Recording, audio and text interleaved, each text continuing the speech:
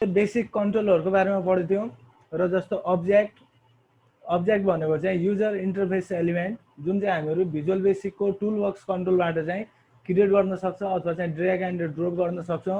र अब्जेक्टको हामीहरुको तीनवटा कुराहरु हुन्छ एउटा चाहिँ प्रोपर्टिजहरु हुन्छ र अर्को चाहिँ मेथड र अर्को चाहिँ इभेन्टहरु प्रोपर्टिजलाई चाहिँ हामीहरु क्यारेक्टरिस्टिकहरु पनि भन्न सक्छौं जसले चाहिँ अब्जेक्टलाई डिस्क्राइब गर्छ र मेथडहरु भनेको चाहिँ अब्जेक्टलाई के कामहरु गर्नु पर्यो भनेको चाहिँ मेथडको युज गर्छ र इभेन्ट भनेको चाहिँ what happens when an object does something अब्जेक्टले चाहिँ के काम गर्दाखेरि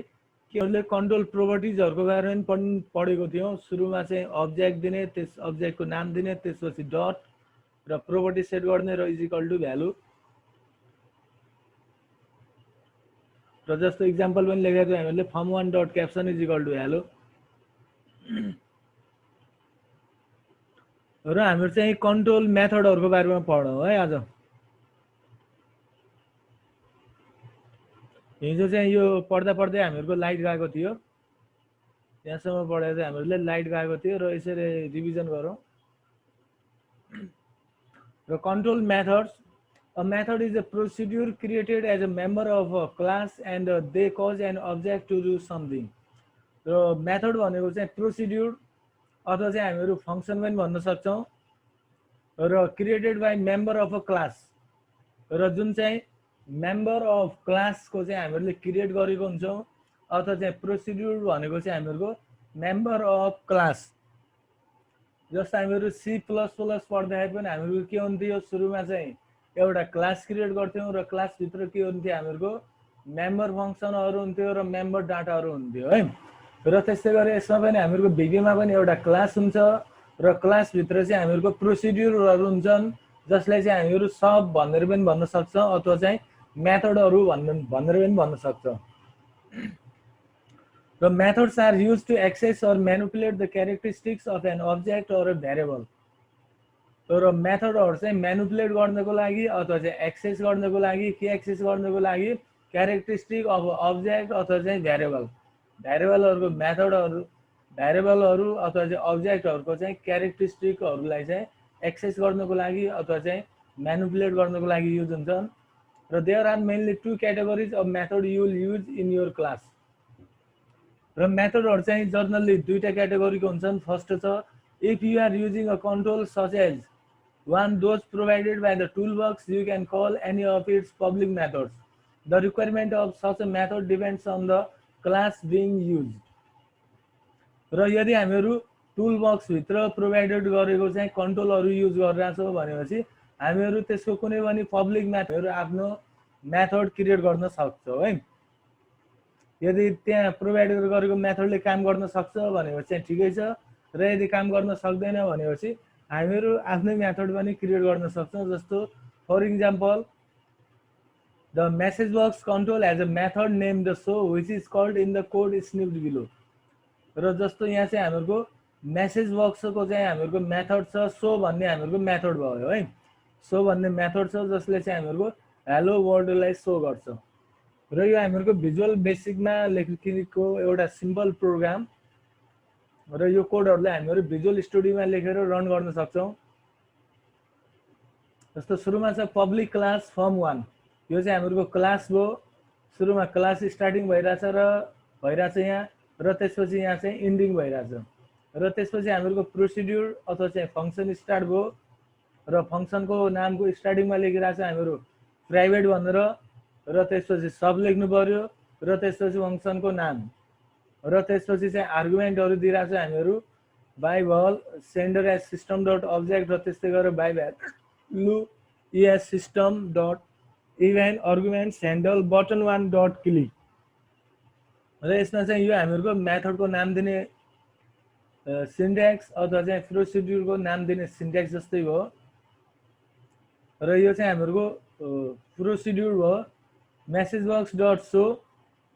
हेलो वर्ल्ड भन्ने र त्यसपछि इन द सब हामीहरुको function in the event is a signal that informs an application that something important has occurred र इभेन्ट भनेको चाहिँ कुनै सिग्नलहरु जसले चाहिँ हामीहरुको एप्लिकेसनलाई के नोटिफाई गर्छ समथिङ इम्पोर्टेन्ट अथवा चाहिँ केही काम भयो भनेर जस्तो for example when user clicks a control on a form, the form can raise a click event and call a procedure that handles the event. र जस्तो फर इक्जाम्पलको लागि हामीहरूले चाहिँ कन्ट्रोलमा क्लिक गर्यो भनेपछि कुनै पनि कन्ट्रोलहरू हुन सक्छन्, जस्तो चाहिँ बटन कन्ट्रोल हुन सक्ने भयो, टेक्स्ट बक्स कन्ट्रोल हुन सक्ने भयो, इमेज कन्ट्रोल हुन सक्ने भयो। त्यस्तो प्रकारको कन्ट्रोलहरूमा चाहिँ क्लिक गर्यो भनेपछि हामीहरूको के हुने भयो, क्लिक इभेन्ट राइज हुने भयो। र त्यसपछि क्लिक इभेन्ट राइज भयो भने प्रोसिड्युरले चाहिँ त्यसलाई कसरी ह्यान्डल गर्ने भन्ने कुरा चाहिँ डिसाइड गर्ने भयो। र there are various types of events associated with a form like click, double click, close, load, resize. र यो चाहिँ हामीहरूको विभिन्न इभेन्टहरू भए फर्ममा युज गर्न सकिने, जस्तो क्लिक छ, डबल क्लिक छ, क्लोज छ, लोड छ, रिसाइज छ। योबाट अलि क्लियर हुन्छ भनेर हेरौँ भनेको भेटिरहेको छैन है।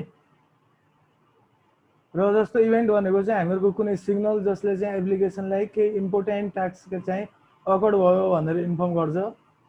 र इक्जाम्पल चाहिँ युजरले माउस क्लिक गर्दाखेरि र इभेन्टहरू चाहिँ विभिन्न हुन्छन्, जस्तो क्लिक भयो, डबल क्लिक भयो, क्लोज भयो, लोड, रिसाइज अथवा चाहिँ अदर्स। र following is the default structure of a firm load event handler subroutine. You can see this code by double clicking the code, which will give you a complete list of all the events associated with form control. र अब next स्लाइडमा चाहिँ एउटा example छ र जुन चाहिँ default structure of a firm load, जुन चाहिँ हामीहरूको फर्म लोड हुँदाखेरिको इभेन्टको चाहिँ डिफल्ट स्ट्रक्चर। र जस्तो चाहिँ यहाँ हामीहरूको लोड इभेन्ट छ र यो लोड भनेको चाहिँ इभेन्ट। र अब चाहिँ यो इभेन्ट अकर हुँदाखेरि हामीहरूको चाहिँ स्ट्रक्चर कस्तो देखिन्छ त्यो स्ट्रक्चर हेर्छ हामीहरू। र हामीहरू चाहिँ यो कोडहरू फर्ममा चाहिँ डबल क्लिक गरेर देख्न सक्छौँ। र जस्तो यो भयो है हामीहरूको स्ट्रक्चर। फर्ममा डबल क्लिक गर्यो भनेपछि हामीहरूको यस्तो आउँछ, private sub form one dot load. Form चाहिँ लोड हुँदाखेरिको इभेन्ट भयो यो। र sender as object, e as event argument, handle mybase dot load, event handler code goes here. यहाँ र त्यसपछि यहाँ चाहिँ हामीहरू इभेन्टलाई ह्यान्डल गर्नको लागि के कोड लेख्ने, त्यो कोड चाहिँ हामीहरूले यहाँ लेख्नुपर्छ। र त्यसपछि चाहिँ सबलाई इन्डो गरिदिएको छ है। र here handles mybase dot load indicates that form one dot load subroutine as load event. र ह्यान्डल्स माइबेस डट लोड जुन यहाँ चाहिँ हामीहरूको यसले के इन्डिकेट गर्छ भने फर्म वान डट लोड, यो चाहिँ हामीहरूको सबको नाम भयो। Form one dot load handle, यसले चाहिँ के ह्यान्डल भयो, ह्यान्डल सबरुटिन ह्यान्डल्स लोड इभेन्ट, यसले चाहिँ लोड इभेन्टलाई ह्यान्डल गर्छ भनेर बुझिने भयो है। ह्यान्डल्स माइबेस डट लोड, यहाँ चाहिँ डट लोड आइरहेछ, त्यही भएर यसले चाहिँ हामीहरूको लोड इभेन्टलाई ह्यान्डल गर्ने भयो। र त्यसपछि यहाँ चाहिँ त्यो फर्म लोड हुँदाखेरि हामीहरू के काम गर्न चाहन्छौँ अथवा चाहिँ कुन टास्क दिन चाहन्छौँ, के फङ्सन युज गर्न चाहन्छौँ, त्यो चाहिँ हामीहरू गऱ्यो भने बुझिने त हो है। अब यहाँ चाहिँ गर्न अलिक गाह्रो हुन्छ, तिमीहरूले गर्नु पर्यो है भिजुअल स्टुडियो इन्स्टल गरेर। र स्कुलमा गइरहेछौ भनेपछि स्कुलमा को कम्प्युटरहरू के गर्छौ, प्र्याक्टिकलको लागि युज गर्छौ कि नै?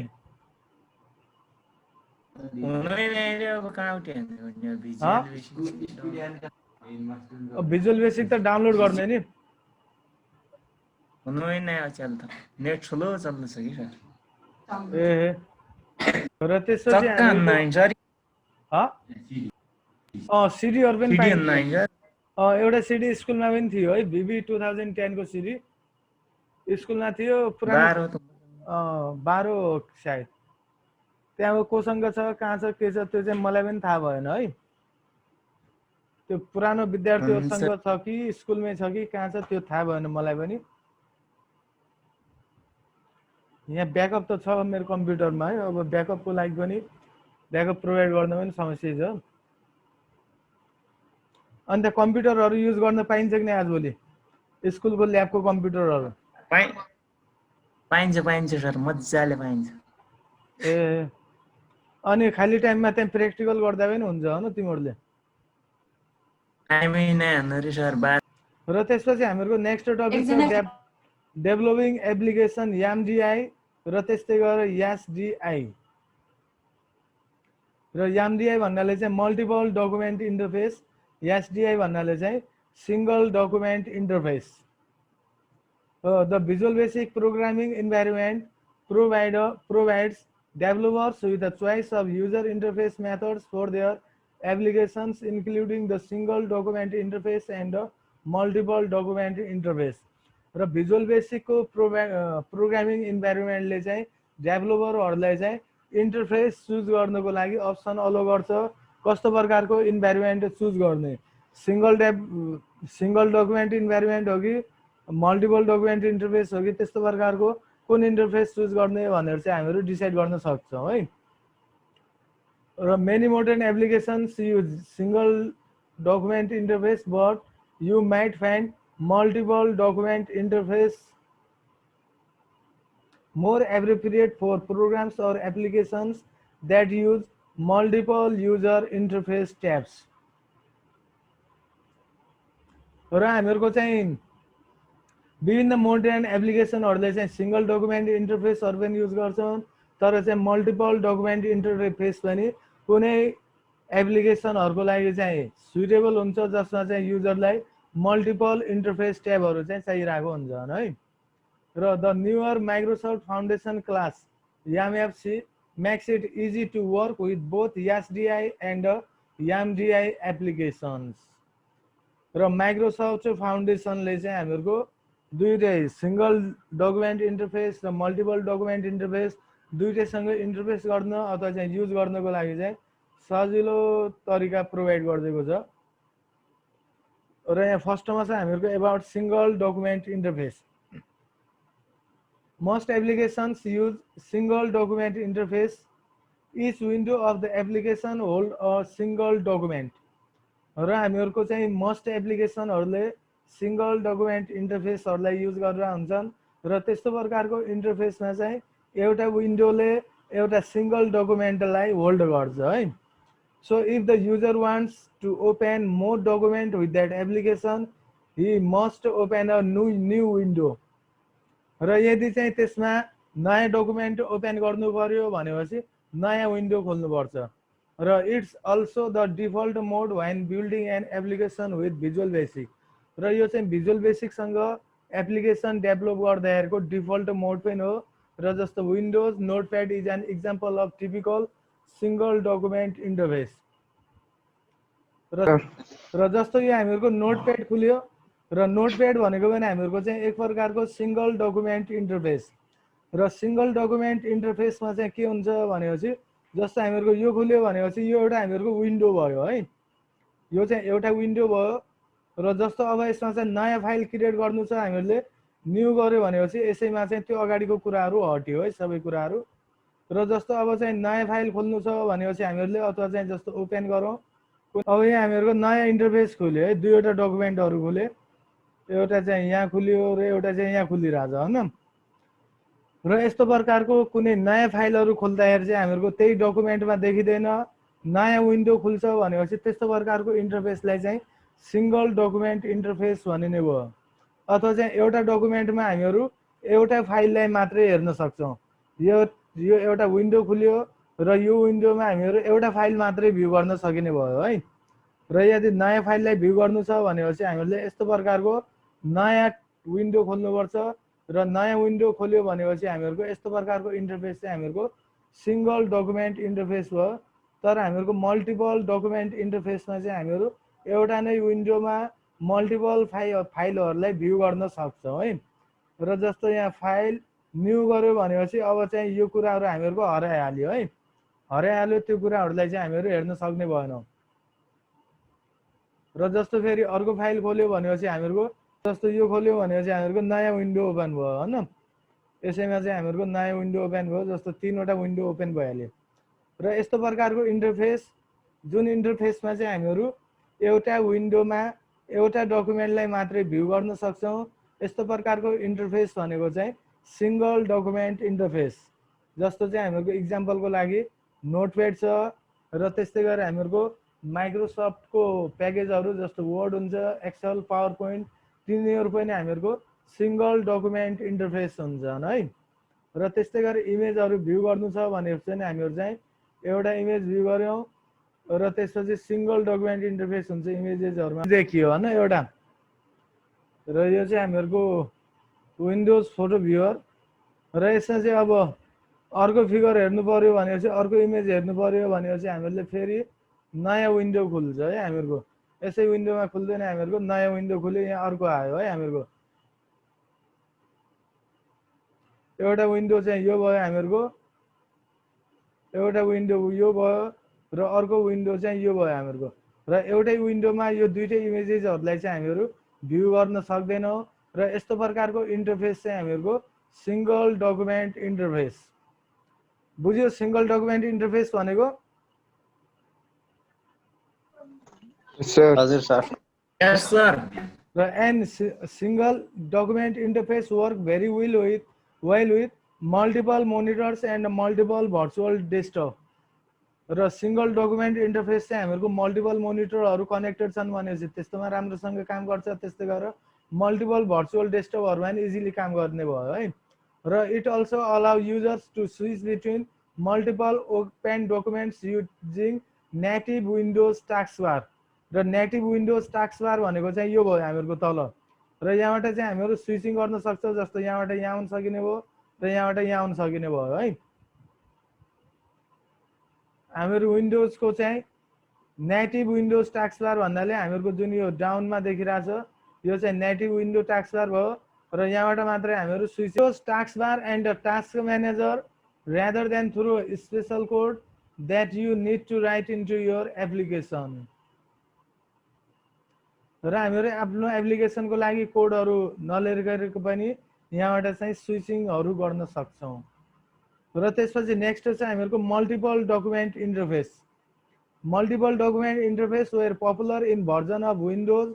Prior to Windows multiple document इन्टरफेसहरु चाहिँ हामीहरुको विन्डोज 95 भन्दा अगाडिको विन्डोजहरुमा चाहिँ कमन थिए but they have become less common र आजभोलि चाहिँ लेस कमन छन् within multiple document interface each window within an application hold multiple documents र multiple document एप्लिकेसनहरुमा चाहिँ हामीहरुको multiple document इन्टरफेसमा एउटा विन्डोले चाहिँ एउटा डकुमेन्ट भन्दा बढी डकुमेन्टहरुलाई चाहिँ होल्ड गर्न सक्ने भयो है युजुअली इन सब विन्डोज एउटा चाहिँ मेन विन्डो हुने भयो र त्यसपछि त्यसको चाहिँ सब विन्डोजहरु हुने भए जसमा चाहिँ हामीहरु मल्टिपल डकुमेन्टहरुलाई होल्ड गर्न सक्छौं अथवा चाहिँ राख्न सकिने भयो new documents open within the existing window and the information is shared with all the open documents र न्यू डकुमेन्ट चाहिँ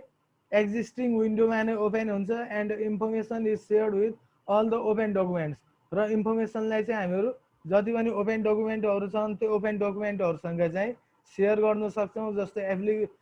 MDI applications include tabbed web browser such as Mozilla Firefox where users have to option to open documents in multiple tabs within the same window र multiple document इन्टरफेसको हामीहरुको example चाहिँ कुनै पनि browser है जस्तो यहाँ हामीहरुको एउटा window भयो जस्तो यहाँ हेरे पनि हामीहरुको चाहिँ एउटा विन्डो मात्रै देखिरहेछ है तर यहाँ हामीहरुको के देखिरहेछ दुईवटा विन्डोहरु देखिरहेछ र फेरि अर्को इमेज खोल्यो भनेपछि हामीहरुको तीनवटा विन्डोहरु देखिन्छ यहाँ चाहिँ एउटा विन्डो मात्रै छ तर डकुमेन्टहरु चाहिँ धेरै छन् जस्तो यहाँ गयो भनेपछि हामीहरु अर्को डकुमेन्ट देख्न सक्छौं है र यता गयो भनेपछि चाहिँ अर्को डकुमेन्ट देख्न सकिने भयो नेक्स्ट ट्याबमा क्लिक गर्यो भने अर्को डकुमेन्ट र यहाँ चाहिँ अर्को डकुमेन्ट र यो सबै कुराहरुलाई चाहिँ यहाँबाट शेयर गर्न सकिने भयो है यो इन्फर्मेसनलाई एउटा डकुमेन्टबाट अर्को डकुमेन्टमा चाहिँ शेयर गर्न सकिने भयो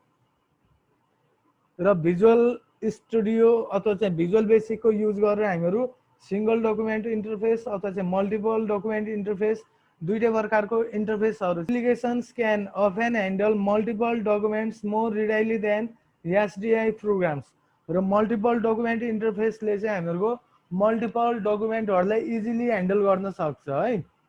तर सिंगल डकुमेन्ट इन्टरफेसले चाहिँ मल्टिपल डकुमेन्टहरुलाई इजिली ह्यान्डल गर्न सक्दैन अथवा चाहिँ हामीहरु एउटै विन्डोमा मल्टिपल डकुमेन्टहरु चाहिँ हेर्न सक्ने भएनौ for example many MDI text editors allow the user to open multiple text file by side in a same window जस्तो चाहिँ विभिन्न टेक्स्ट एडिटरहरु जस्तो चाहिँ हामीहरुको सबलाइन हुन्छ सबलाइन भनेको पनि हामीहरुको ओपन गर्यो भनेपछि हामीहरु मल्टिपल डकुमेन्टहरुलाई हेर्न सक्छ हैन र जस्तो यहाँबाट चाहिँ हामीहरु क्लिक गरेर चुज गरेर मल्टिपल डकुमेन्टहरु जस्तो विन्डो चाहिँ हामीहरुको एउटै नै छ जस्तो यहाँ हेर्यो भनेपछि हामीहरुको विन्डो एउटा सिंगल विन्डो देखिरहेछ हैन तर फोटो भ्युअरमा चाहिँ हामीहरुको दुईवटा विन्डोहरु थियो दुईटा डकुमेन्टले हेर्नको लागि तर यहाँ चाहिँ एउटा विन्डो छ एउटा विन्डोमा नै हामीहरु मल्टिपल डकुमेन्टहरुलाई चाहिँ हेर्न सक्छौं है इजिली देखिरहेछ र यस्तो प्रकारको डकुमेन्ट इन्टरफेस भनेको चाहिँ हामीहरुको मल्टिपल डकुमेन्ट इन्टरफेस एउटा विन्डो खोल्ने र त्यो विन्डोमा चाहिँ मल्टिपल एडिटर्स टेक्स्ट एडिटर भन्नाले चाहिँ जस्तो हामीहरुको सबलाइन अहिले हेर्नु हामीहरुले allow the user to open multiple text फाइलहरु ओपन गर्न हेल्प गर्छ by side in the same window making it easy to compare and look up information from second document while working on the first र यसमा चाहिँ हामीहरु compare गर्न सक्छौं एउटा डकुमेन्टको फाइलहरु अर्को डकुमेन्टसँग चाहिँ इजिली कम्पेयर गर्न सक्छौं र यस्तो प्रकारको इन्टरफेस भनेको चाहिँ हामीहरुको मल्टिपल डकुमेन्ट इन्टरफेस